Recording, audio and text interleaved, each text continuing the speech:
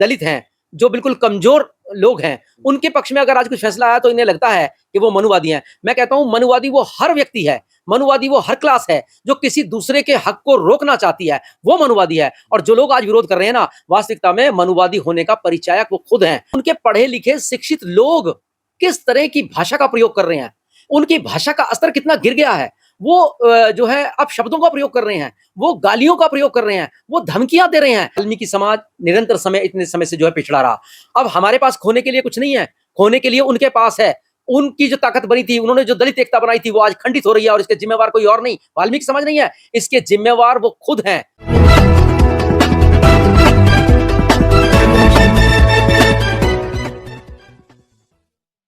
दोस्तों नमस्कार, मैं विकास, आप देख रहे हैं जस्ट टीवी इंडिया। और इस समय मैं दिल्ली में मौजूद हूं और साथ ही मौजूद हैं आम जनशक्ति पार्टी के राष्ट्रीय महासचिव चरण सिंह बबरीक जी।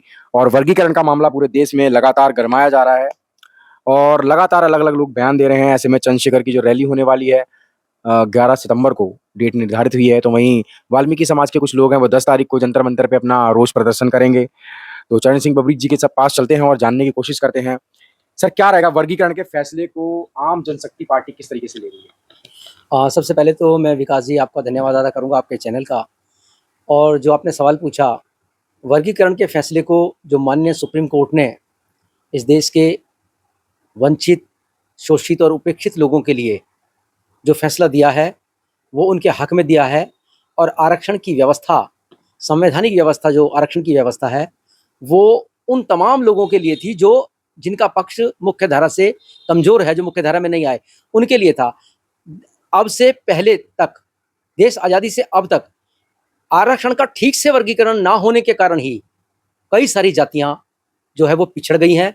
इसलिए अब जो ये फैसला आया, देर आया लेकिन बहुत अच्छा फैसला है, हम इसका समर्थन करते हैं। वर्गीकरण का फैसला बिल्कुल सही है और ये कमजोर जो जातियां हैं, जो पिछड़ती चली गई निरंतर, उनके लिए, उनके हक में है, हम इसका स्वागत करते हैं। तो रणनीति क्या रहेगी, क्योंकि विरोध हो रहा है, एक तबका है वो लगातार विरोध कर रहा है और एक तबका जो है वो समर्थन में है।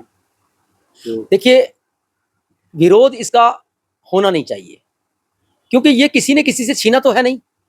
एक लंबी लड़ाई और संवैधानिक लड़ाई लड़के माननीय देश की सबसे बड़ी अदालत सुप्रीम कोर्ट के बुद्धिजीवी जजों ने इस फैसले को दिया है। कायदे में जो लोग इसका विरोध कर रहे हैं उनको इसका स्वागत करना चाहिए, क्योंकि ये उन्हीं के जैसे उनके भाइयों के लिए ये फैसला है, उनको आगे बढ़ने का ये मौका मिला है।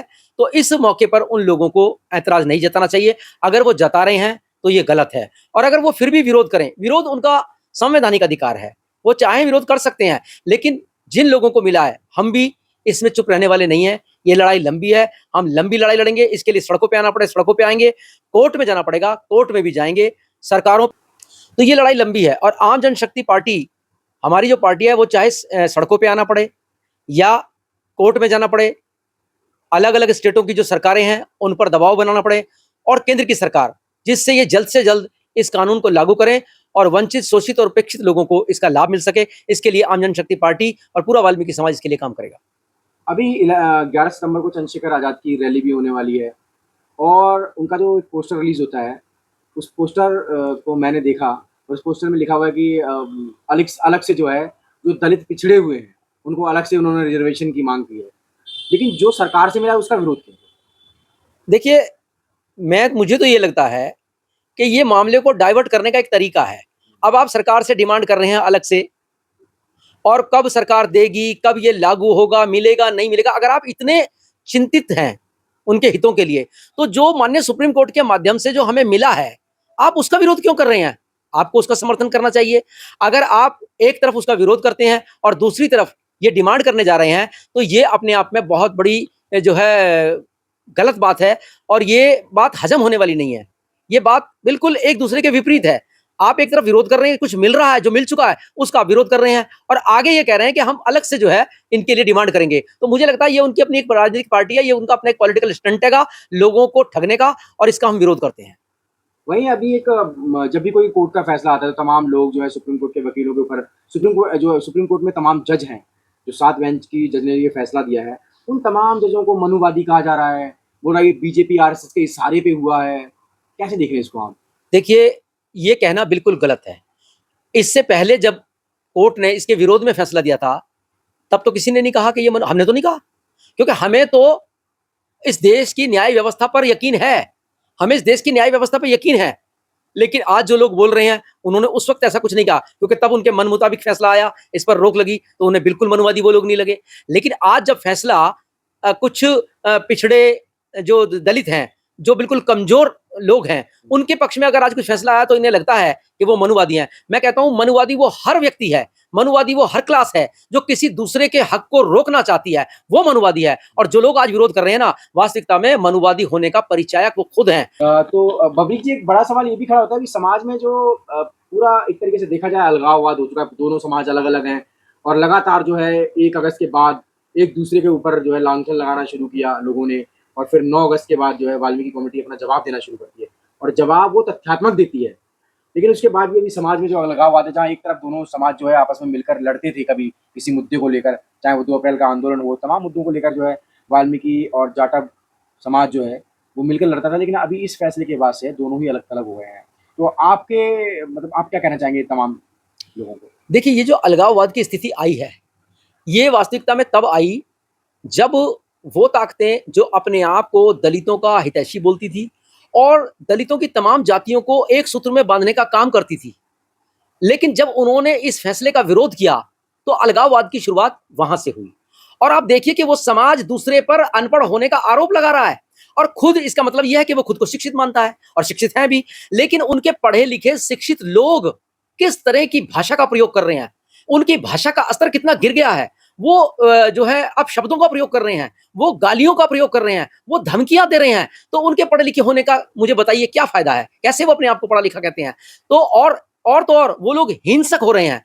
तो मुझे लगता है कि अलगाववाद की जो आज स्थिति है, वो उन्होंने पैदा की है। और मैं एक बात और कहना चाहता हूं, मैं वाल्मीकि समाज को ये मतलब आह्वान है मेरा कि वो इस तरीके के किसी भी भड़कावे में ना आए, वो उत्तेजित ना हो, अपनी बात को बड़े संयम से, बड़ी मजबूती के साथ में रखें और किसी के उकसावे में ना आए। और मैं ये भी इस माध्यम से, आपके चैनल के माध्यम से ये कहना चाहता हूं कि देखिए, वाल्मीकि समाज निरंतर इतने समय से जो है पिछड़ा रहा। अब हमारे पास खोने के लिए कुछ नहीं है, खोने के लिए उनके पास है। उनकी जो ताकत बनी थी, उन्होंने जो दलित एकता बनाई थी, वो आज खंडित हो रही है, और इसके जिम्मेवार कोई और नहीं, वाल्मीकि समाज नहीं है, इसके जिम्मेवार वो खुद हैं। और जो कुछ जाएगा वो उनका जाएगा, उनका टूटेगा, हमारा कुछ नहीं टूटेगा।